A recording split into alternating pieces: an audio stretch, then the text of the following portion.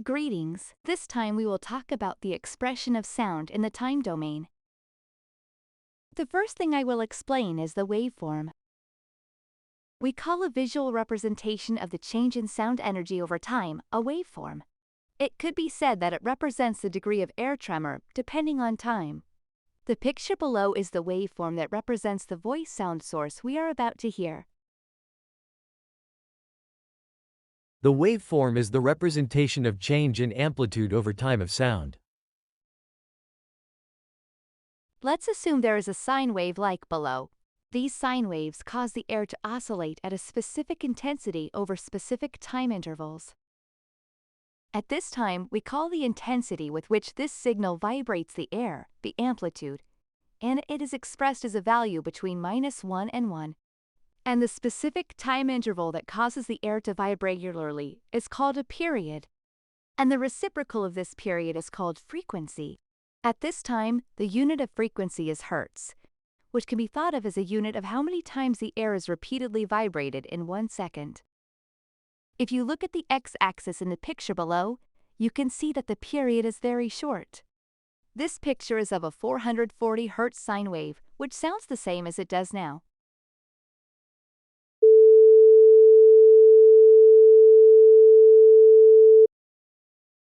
The waveform picture we commonly see looks like this.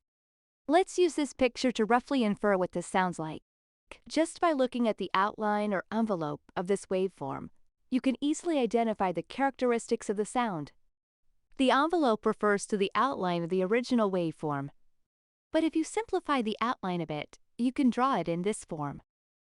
If we divide this simplified outline into sections, we can see the following steps. First of all, it takes this much time for the sound to reach its highest amplitude. Then, the amplitude is slightly lowered, maintains a certain appropriate level, and then gradually disappears. You may not know about the tone, but first of all, you can look at it from the perspective of amplitude and how the sound gets louder and quieter. The time it takes for the amplitude to reach its maximum point from the start of the sound is attack time. The time the sound falls from the maximum amplitude is decay time. The amplitude level when the amplitude is maintained at a certain amount of level is the sustain level, and the sound gradually decreases. This is called the release time of the section that disappears. These 4 elements are abbreviated as ADSR. So let's hear what this sounds like.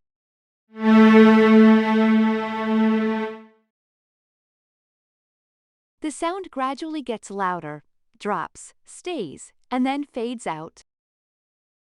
Let's compare these two sounds. Before listening to the sounds, let's compare these two sounds with pictures and imagine what they sound like. First, if you compare the time axes, you can see that the sound above is much longer than the sound below. It spent 3 seconds. The sound below ends in 0.5 seconds. Now, let's look at it from the ADSR perspective explained earlier.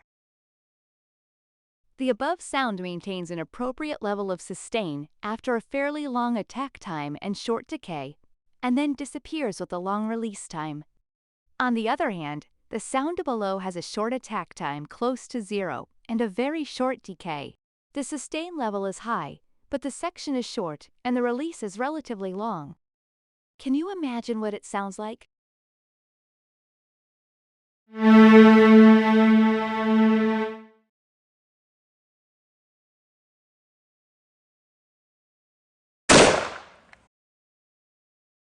You can roughly guess what the sound is like just by looking at the waveform. Does the sound suddenly become louder or gradually grow louder? How long does the reverberation last, or does it disappear briefly? Frequency in sound refers to how many times it vibrates in 1 second. Low-frequency sounds cause the air to vibrate slowly, while high-frequency sounds cause the air to vibrate quickly. The unit of this frequency is hertz, and this is directly related to the pitch of the sound. High-frequency sounds sound high, and low-frequency sounds sound low. When the frequency is doubled, the pitch changes by 1 octave.